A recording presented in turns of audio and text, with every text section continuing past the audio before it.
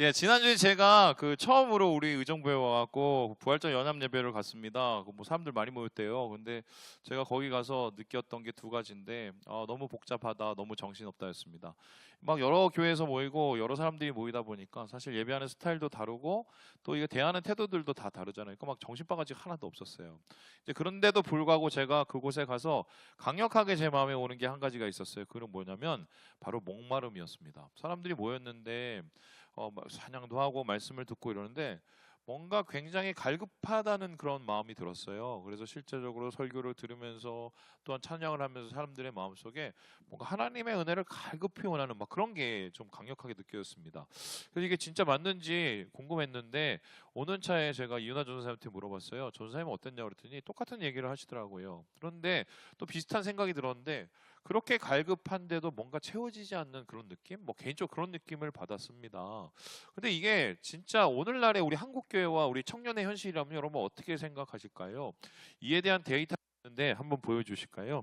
이게 작년에 6월 달에 나온 데이터인데 우리 19세 이상 한국교인들 2,000명을 대상으로 목회 데이터 연구소에서 조사를 했습니다. 어떤 조사냐면 교회를 출석하고 계십니까? 그러니까 다 예스를 하셨어요. 그러면 교회를 잘 다니는 분들 중에 당신은 교회 다니면서 지금 만족함과 충만함을 느낍니까? 아니면 갈급합니까? 물어봤습니다. 그랬더니 보시다시피 62%가 나 좀 갈급한 것 같아.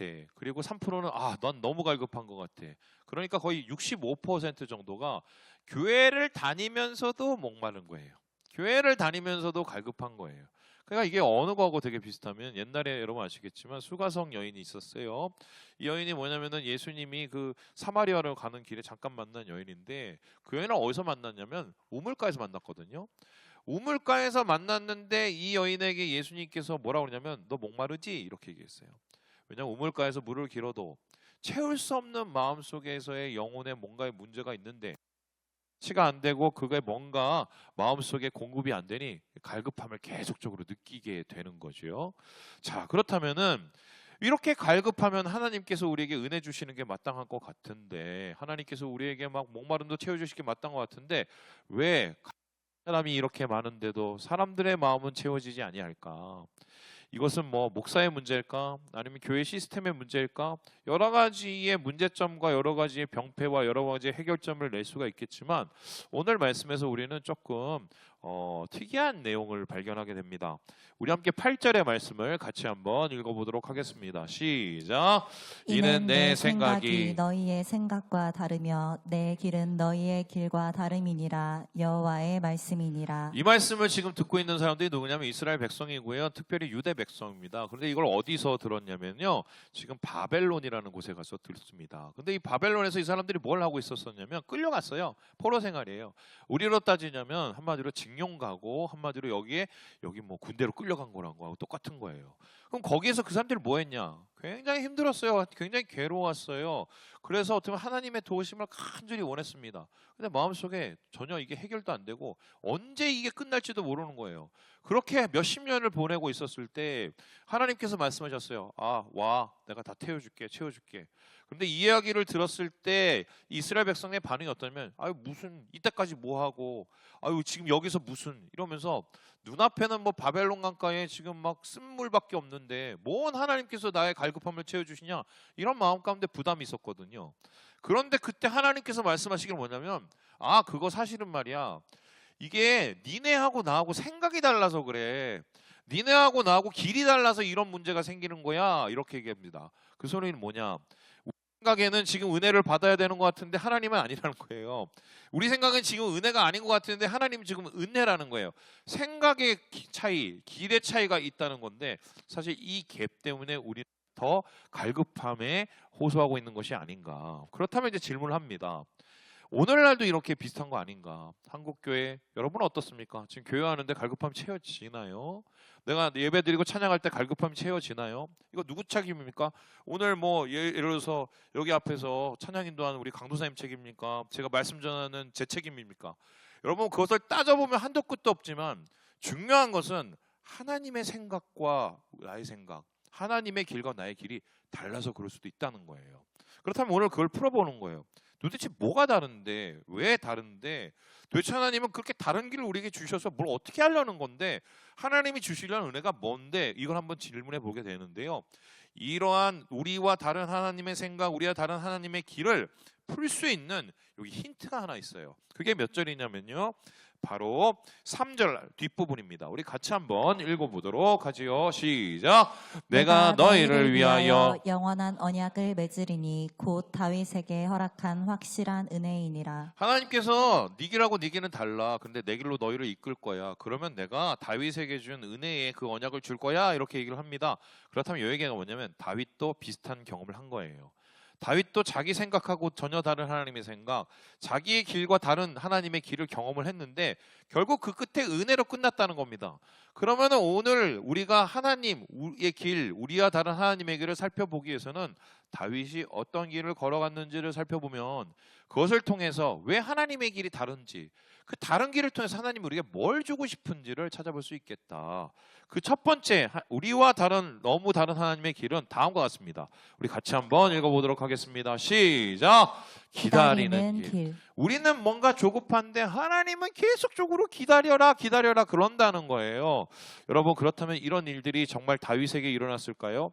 여러분, 다윗의 초반 시간은 모든 게 다 기다리는 시간이에요. 왜요? 다음에서 보듯이 다윗의 직업이요, 목동, 정확하게 말하면 목자였습니다. 그냥 목자, 목동이 아니라 한마디로 왕따 목자였어요. 그게 무슨 소리냐?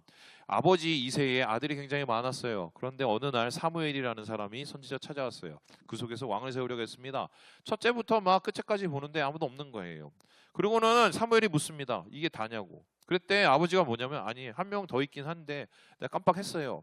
그러면서 데려다 놓은 게 다윗이었어요. 그럼 다윗이 그때 뭐 하고 있었냐? 다른 형제들은 집에 와서 밥도 먹고 뭐 하고 다 있었는데 어디 갔어요?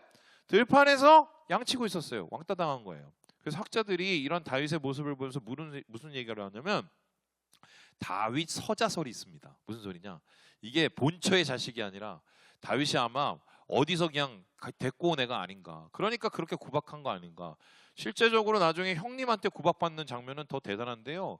뭐 다윗도 뭔가를 해보려고 막 싸우러 왔는데, 야, 너 양 안 치고 뭐 여기까지 왜 와? 너 집에 가. 뭐 이래요. 한마디로 어릴 적 순간, 모든 순간이 이 다윗은 철저하게 혼자였어요. 기다리는 시간. 그러면 어떻게 기다렸을까? 맨날 양하고 얘기를 하고 들판에서 자고 막 이렇게 기다렸겠죠. 외로웠을 거예요. 그리고 언제 이리와 늑대가 닥칠지 모르니까 굉장히 두려웠을 거예요. 그런데 나중에 다윗이 이러한 기다리는 순간을 돌이키면서 이렇게 고백을 하는데요. 우리 함께 시편 23편의 말씀을 같이 한번 읽어보도록 하겠습니다. 시작. 내가 사망의 음침한 골짜기로 다닐지라도 해를 두려워하지 않을 것은 주께서 나와 함께 하심이라. 주의 지팡이와 막대기가 나를 안위하시나이다. 하나님이 날 기다리게 하셔갖고 너무 힘들었는데 그건 사실인데, 그래서 그때 외로움과 두려움이 나에게 찾아왔는데, 문제는 그 외로움과 두려움 속에서 나는 뭘 하나 배웠대요. 그게 뭔지 아십니까? 동행하는 법이에요. 아무도 없으니 하나님을 부르죠. 아무도 나를 도와주지 않고 지켜주지 않는 하나님을 붙잡죠. 이것을 통해서 그는 기다리는 속에서 동행의 법을 배웁니다. 그 동행을 통해서 하나님을 굳건하게 붙잡게 되고요. 그 굳건하게 붙잡는 다윗의 모습을 통해서 어떤 일이 일어났느냐? 이 그림을 여러분 아시죠? 바로 골리앗을 무찌르게 됩니다. 여러분, 저는 이 골리앗을 무찌르는 장면에서, 야, 어떻게 물맷돌로 어떻게 저 거구의 장신을 무너뜨려? 전 그게 궁금하지 않아요. 진짜 여기에 대단한 건 뭐냐면, 아무도 나서지 않는데 혼자 앞에 나섰다는 거예요. 담대함. 그 담대함은 어디서 났겠어요? 기다리면서 난 거예요. 하나님과 함께 그 기다림을 함께 보내면서 굳건하게 하나님을 붙잡는 법을 배우면서 거기에서 이 사람은 담대한 믿음을 얻게 된 겁니다. 그래서 하나님께서는 때로 우리에게 기다리라고 얘기하세요. 그때는요, 우리를 외롭게 하세요. 두렵게 하세요. 근데 일부러 그러는 거예요. 왜요? 그걸 통해서 하나님하고 함께하는 법을 배우기 위해서, 담대한 믿음이 무엇인지를 알게 하시기 위해서 하나님 그렇게 하신다. 그래서 하나님의 생각과 우리 생각은 많이 다르다는 거예요. 두 번째로, 그렇다면은 하나님과 너무 다른 하나님의 길은 어떤 길일까요? 우리 같이 한번 읽어보겠습니다. 시작. 약해지는 길. 우리는 강해지고 싶고 우리는 더 올라가고 싶은데 하나님은 내가 원치도 않게 계속적으로 더 약해지게 만든다는 것입니다. 실제로 다윗에게도 이런 일이 있었을까요? 여러분, 다윗이 골리앗을 무찌른 다음에 꽃길이 펼쳐졌을 줄 알았어요. 사람들은 막 천천히요 만만히요 막 이러면서 다윗을 환호했습니다. 장군이 된 줄 알았어요. 그런데 얼마 지나지 않아서 곧 이런 일이 일어나는데요. 우리 함께 그림 한번 볼까요? 한마디로 죽음의 위기가 찾아옵니다. 누가 죽으겠느냐? 장인어른이 어느 정도 죽이려 했으냐? 자기의 모든 것을 다 내팽겨치고 다윗 죽이기에 올인을 합니다. 왜요? 정적을 제거해야 자기가 산다고 생각했기 때문이에요. 그래서 이 다윗이 어떻게 하느냐? 도망갑니다. 얼마나 도망갔느냐? 10여 년을 넘게 도망다닙니다. 그러면 이 사람을 도와준 사람이 있었을까요? 아무도 없었어요. 이 사람은 그럼 어떻게 다녔냐? 생존, 목숨 부지가 그 인생의 10여 년의 스토리예요. 그래서 이 다윗의 10여 년의 도망자 생활, 가장 약한 생활을 나타내는 한 단어가 있습니다. 그게 뭔지 아세요? 아둘람이에요. 아둘람이 여러분 뭔지 아십니까? 이게 동굴일로 우리가 해석이 되지만 원래 단어는 닫힌 마킨이에요. 자기가 아무것도 할 수 없는 그 제일 약한 그 시간, 바로 그 시간을 다윗이 보내게 됩니다. 그러면 이 아둘람의 시간, 이 시간 속에서 그는 무엇을 느꼈을까요? 왜 하나님이 나를 자꾸 약하게 만드실까? 여기에 대해서 동굴시라는 게 있어요. 2편이 나오는데 그 중에 142편이 있는데 그때의 감회를 돌아보면서 이렇게 쓰고 있습니다. 우리 같이 7절 읽어보죠. 시작! 내 영혼을 옥에서 이끌어내사 주의 이름을 감사하게 하소서. 주께서 나에게 갚아주시리니 의인들이 나를 두르리이다. 여기서 핵심적인 단어는 하나님께서 나를 이끌어내 주셨대요. 어디서요? 옥에서. 그 옥이 어딥니까? 아둘람에서 나를 끌어내 주셨대요. 내가 약할 때 하나님께서 끌어내실 뿐만 어떻게 나를 세워 주셨대요. 한마디로 내 힘이 없으니 하나님 힘으로 사는 법을 배운 겁니다. 여러분, 왜 하나님께서 우리를 계속 약하게 만드신 줄 아십니까?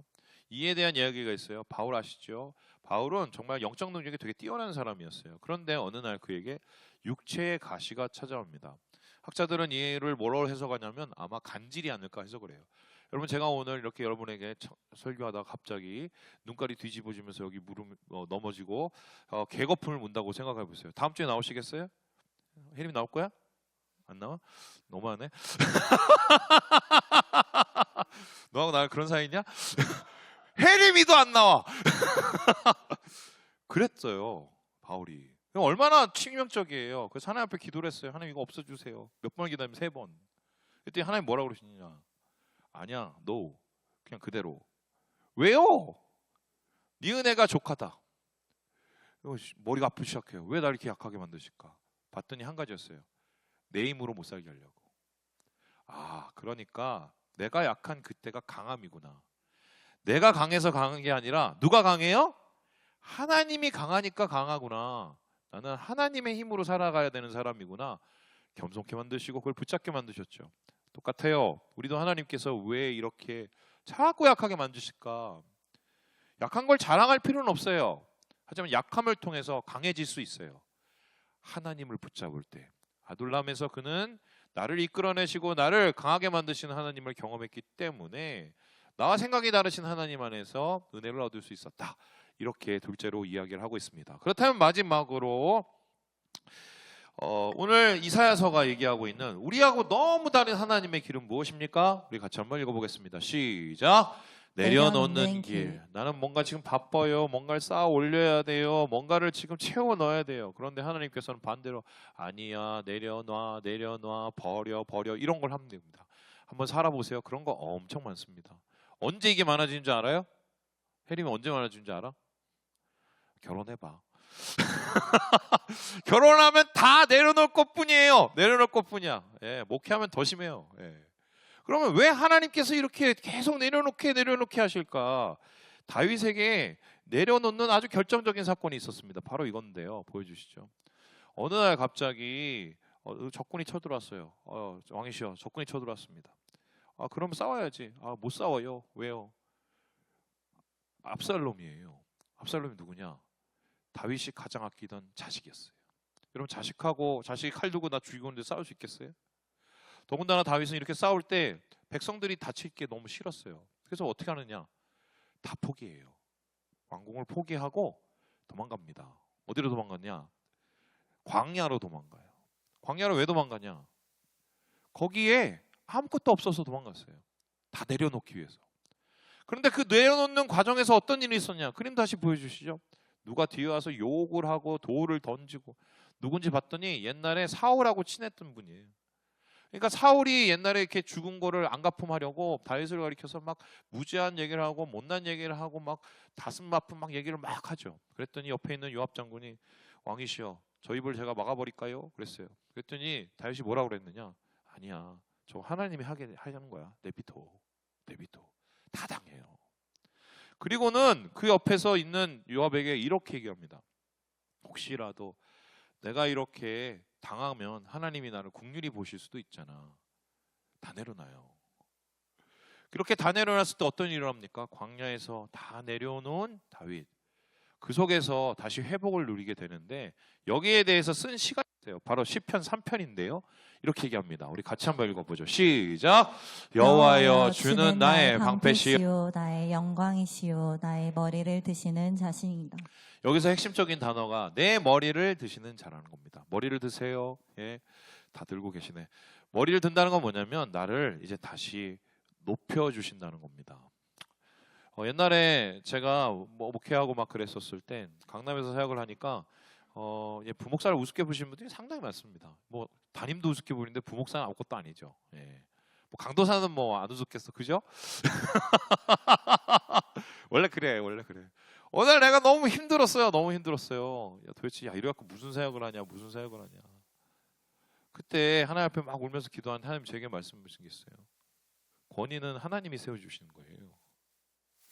사람들이 내게 인정해주는 거로 살기 시작하면 한도 끝도 없어. 예수 믿는 사람은 거기에다 내 자존심을 세우는 게 아니야. 예수 믿는 사람은 하나님이 나를 어떻게 바라보시고 하나님이 어떻게 나를 평가하시고 하나님이 어떻게 나를 높여주시는 데에 목숨을 걸어야 돼요.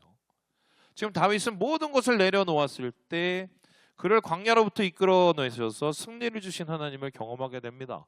그때 알게 된 거예요. 아, 내려놓음이란 무엇인가? 내려놓음이란 보통 내려놓음 얘기하면 우리가 절을 많이 생각을 합니다. 사실은 불교가 우리보다 훨씬 많이 내려놔요. 아시죠? 성철 스님 아시죠? 무소유. 예.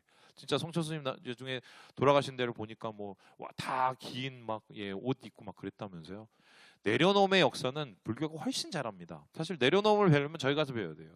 근데 왜 굳이 교회에서 내려놓음을 얘기하느냐? 우리가 말하는 내려놓음하고 불교가 말하는 내려놓음은 완전한 차이가 있어요. 그게 뭔지 아십니까?